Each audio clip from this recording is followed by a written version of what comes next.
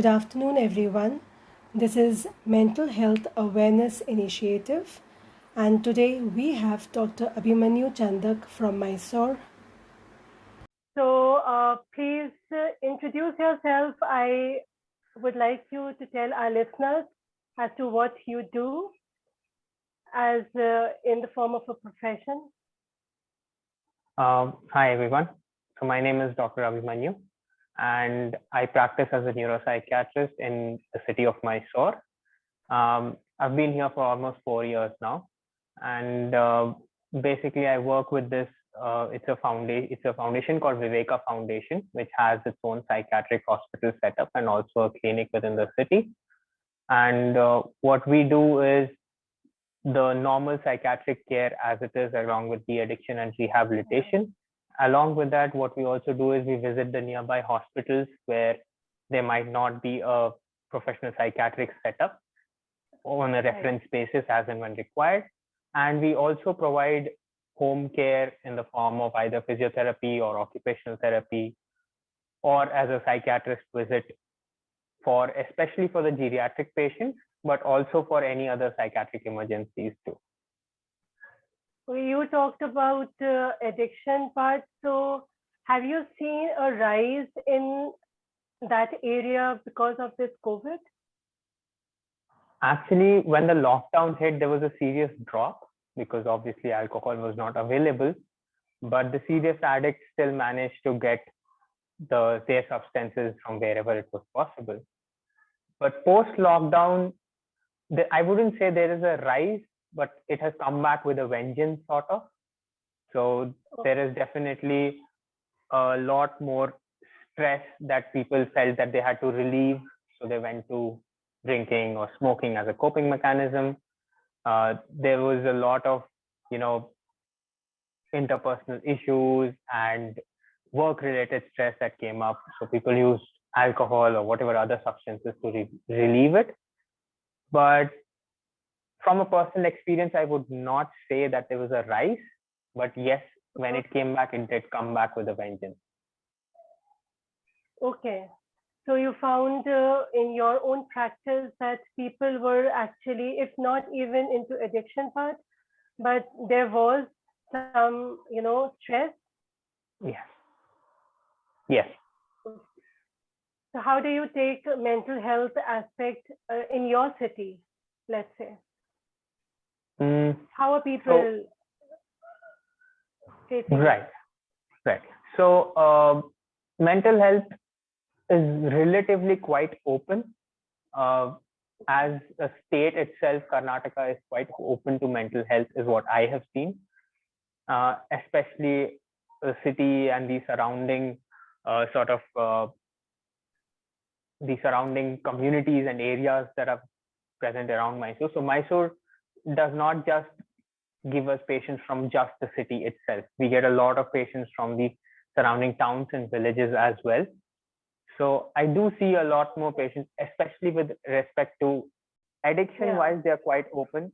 Quite a lot of patients come, or their caregivers come saying that we need this person to get de-addicted. But also from other perspectives, it is a place that I've seen where people catch on quite quick and are really open to coming to psychiatrists. But as usual, as elsewhere, there is always the 4 other doctors that they go through before they come to a psychiatrist. But the referral system here is quite good. The other doctors know when to prescribe patients for psychiatric help or psychological help whenever required. So that's a good thing in our city. So people can approach without any hesitation? Of course, there is a hesitation. I mean, stigma does exist in India, and that's a very big part and parcel of our I wouldn't say culture, but it's a part and parcel of how we have looked at mental health for so many years. True. So stigma does create a bit of an issue. I still get patients who are more comfortable with home visits than coming to the clinic because they're scared that, I enter this thing and it's on the main road. How are they going to, people are going to talk about this. And I find, unfortunately, I find this more among the higher end of the society and the people living within the city as compared to the ones coming from local towns and villages. What I've seen is that the people coming from these sort of, I would say, lower to middle socioeconomic strata are more worried about that this is affecting our income and I need to get over it than Okay. what other people will talk about. Even if other people talk about it, I don't care. My income is getting affected, and that's how So the word of mouth spreads too. That they go back and they tell that, like, I was facing this problem and the doctor made it all right. So then we have more people coming in. But in the higher socioeconomic strata, I see more of, oh, if I go there, then they will call me mad, and all of that stigma is much more. very true. So how do you see mental health as in your own personal life? Um, I wouldn't say I've struggled with my mental health in my own personal life, but I have Mm-hmm. seen a lot of struggles.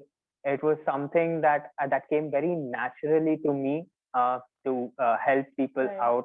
There was, for some reason, uh, and I realized this very late. Even MBBS, pre-MBBS, there were times when people would come up to me and share their thoughts, and I would be quite a patient listener. And I think that's where me as a professional, Doctor. yeah, that's where I shine. That even I listen quite patiently. So looking at that, I saw that there were so many places that so many people, like, in their everyday lives, just normal things which for others, for some people might be, very normal reactions, for others would turn out to be really huge problems. And I realized that Mm-hmm. mental health is not something that is abnormal, or that is, you know, that is something that will cause a lot of problem to everyone. It's just a normal, exaggerated normal reaction. That's how I always, describe any mental health. I wouldn't even say a disorder or disturbance. It's just a normal reaction which is exaggerated. So in my own personal life, of course, I've had my struggles at points of time. MBBS is a huge struggle, 5.5 years, away from the Mm-hmm. family, struggling to get through. And then we have exams to write. We have another entrance exam, then go through that and then get to psychiatry. But I think I faced my major challenge when it came to the lockdown, because uh, we were supposed to have our exams somewhere in March, April, and that's when the lockdown hit. So I think those couple of months was where I really had a chance to apply on myself what I had learned in the 3 years. So yeah, I So think that was, introspection. yes. So introspection happened. Okay, that is wonderful. And what you have also, very nicely said that mental health is nothing abnormal. It's only an exaggeration, and it's only a disturbance which is caused due to this exaggeration. And Yes. that's really wonderful. And what would you give, like, if you had to give some quick tips, like, Mm-hmm. what would you suggest? But before that, how do you know that any person may need help? And if so, how to extend help? Okay. So so there are certain things that can be very obviously made out if you are aware of them, right? So if there's Right. this saying that goes, your eyes don't see what your mind doesn't know. So you really need to know about these things to be able to recognize them in yourself as well as in others, right? And True. some of these True. things some of these things are actually quite simple. For example, you can look at, let's take a broad category of behaviors, right? So Okay. when we say Uh-huh. behaviors, it can be anything. It can be sleep, it can be eating, it can be exercising, it can be speaking or interacting with others, going outside, whatever it is. So if you look at behaviors and you see that Mm-hmm. someone was behaving in a certain way before, and there's a drastic change in it, or there's a sudden change in it, or you see that there are even small changes. if you can recognize them. Obviously, the drastic and very fast changes are easier to recognize. To recognize, very true. Yeah, but even sometimes you can recognize the small ones if you know the person quite well. So if you see that there are these changes in a person which was not there before, right? And these changes are not healthy, right? So they're clearly not healthy. Someone not eating well, not sleeping well is clearly not healthy, or eating too much, sleeping too much, again, not healthy, right? You see that it is harming them rather than helping them. These behaviors are more harmful rather than helpful. You feel that, their way of behaving or their way of thinking.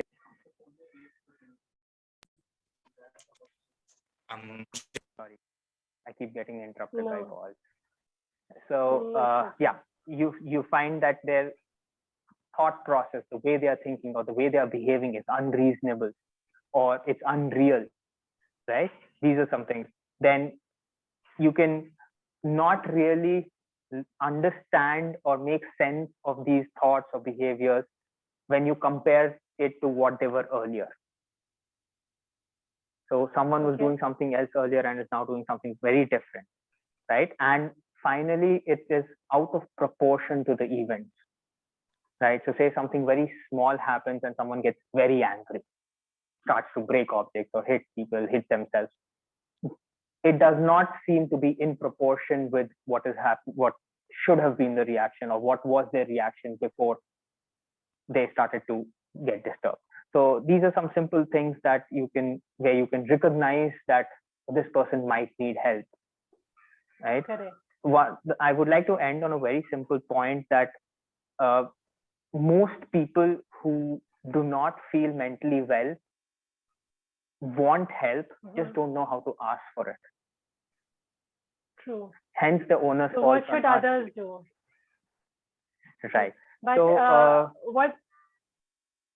Yes. Please go ahead. No, you were saying something. No, you asked me what can others do, right? So yeah, others can do. Yeah. Right. So the first thing is that you need to realize that mental health is as important as our physical health, and it's as normal as our physical health. These are two interlinked things together, and you can't really separate them. So if you see someone having a fever, would you or would you not initiate some sort of treatment, either by yourself or take them to a doctor? Then why is it so different when you see someone struggling with their mental health? It's the same thing. So you can simply start off. So there are 5 main things that can be done. One is you need to ask the question. And I say the question and not a question because these are very specific questions, right? It's not a good idea to point out that you're doing like this. Why are you doing like this? Or how are you feeling this way? Why are you feeling this way? Those are not the questions. The questions are very simply, are you okay? Is everything okay? Is there anything you want to talk about? These are very simple, open-ended questions, right? Which can start a conversation. It may not take the direction you would have wanted it to take, but it starts a conversation. It lets the person know that you care for them and that you really want to listen, right? So that's the first step. The second step is, even if the conversation doesn't go in the direction that you wanted it to, I'm sorry. Even if the conversation doesn't go in the direction that you wanted it to go, you can make sure that the person understands that you are there for them, and this needs to be said explicitly. You need to tell them that if there's ever anything you want to talk about, or you need any help with something, I am there for you. And mean it and do it when the time comes. Right? That's the important part. Saying it is very easy, but meaning it and being like, yes, okay, there is something that I would really like to help this person, right? The next part comes where, say, this person does reveal certain things to you. Then you need to be ready to make the tough choices. There might be a place where the person might not be ready to take help yet, but they have, confided in you. And you feel that this is out of your scope of handling. Then be ready to maybe you might need to approach a mental health professional from your own end and ask, what can I do? What can be done? And take their advice as to how to get this person to a mental health professional. You might, in case there is a severe mental disorder, you might have to call an ambulance. You might have to use the help of law enforcement. These are very tough decisions to be taken, but sometimes they're necessary. Not always, but sometimes they are necessary. You would call an ambulance if someone was having, say, a heart attack. So why would you not call an ambulance on someone who has suicidal impulses? It's the same thing. Both of them can result in death. So why would you not? The fourth thing is that you need to listen. And this is very important. When I say listen, I don't mean hear or just give advice. Just listen. There's a concept called as empathetic listening. So you need to listen while ensuring that the person again understands that you're listening to them and not trying to give advice, not trying to judge them in any manner. So listen, say statements like, I understand, yes.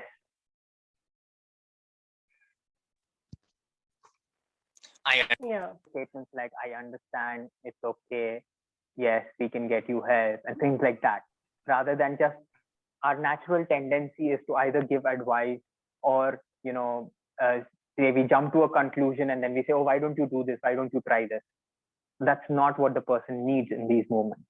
The last thing is, I've already mentioned this, but I'm going to mention this again because it's very important. It's something I really believe in, that learn about mental health, understand, gain knowledge, understand mental health from a perspective that you can recognize it, as well as know what to do next. So ask the question, make sure that the person knows you're there for them, be ready to make the tough decisions, listen empathetically, and learn about mental health so that you can recognize and take the steps when needed.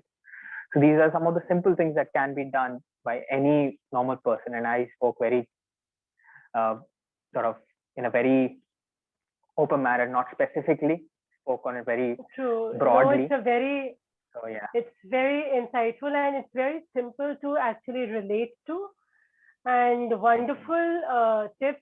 I hope people will keep that in mind when they are interacting, especially amongst their peer groups or family members.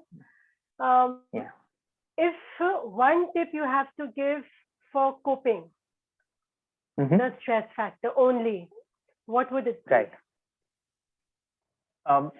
Specifically to COVID or in general?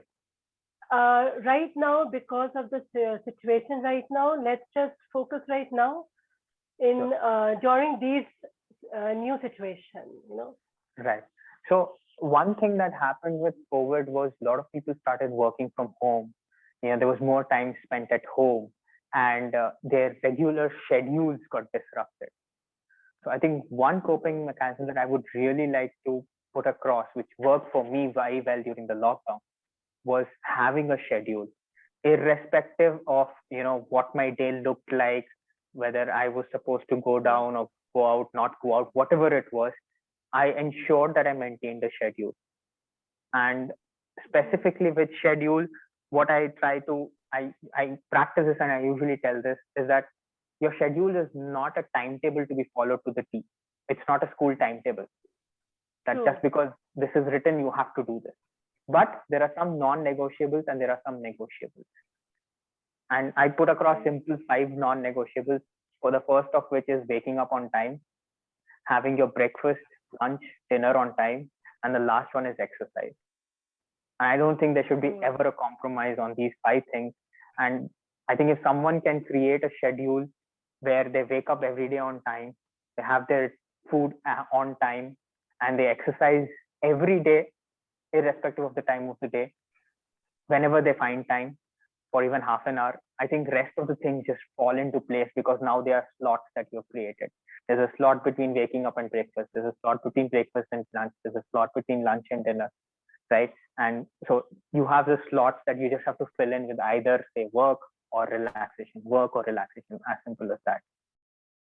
Very, very true, because we do need, a schedule to follow, because Yes. time will be very different as we move on, but the Yes. schedule will, take us in the moment only, make us stay Yes. present in the moment actually. Yes. So Yes. Yes, ma'am. Absolutely. very true. And what type of cases that you have seen recently uh, bounced back quickly regarding mental health? Um, Like, okay, you advised something, or they followed what you had given the advice, and so they coped up nicely. sorry, you got cut off. I'm really sorry. Can you please repeat?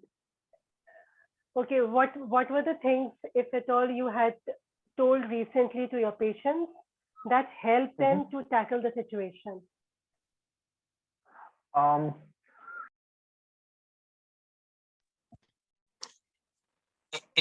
specific to the kind of patient, I don't feel like it's I can give a solution that openly. It's very person oriented and also the kind of problems they're facing. But something that came up quite uh, is sort of quite openly out during this COVID time was the anxiety, Mm-hmm. right? And Yeah. with anxiety, it was because because people didn't know what was going to happen next, and then it was because people started getting infected and affected and people started passing away, and then there was the whole this thing of the job losing their jobs, and now it is more of okay, COVID is over, things are opening up, but I'm still not working as much as before, I'm still not earning as much as before, and things like that. So financial stresses are one of the main causes for this. And the thing that really helped with this anxiety was focusing on the present, not really looking at things as a whole, but breaking it down and Mm-hmm. looking at it as small parts rather than looking at it as a huge rock. So it was like the rock is made of Hmm. small stones. So let us pick out small stones rather than tackle the whole rock at once. So that was something that really helped a lot of my patients. That is wonderful, and I hope everyone can absorb the rock solution that you have given, and Thank you, everyone ma'am. may rock during this COVID. This too shall pass, Sure, ma'am. definitely. Definitely. And it was really lovely to listen to you about the 5 things that you have shared with us.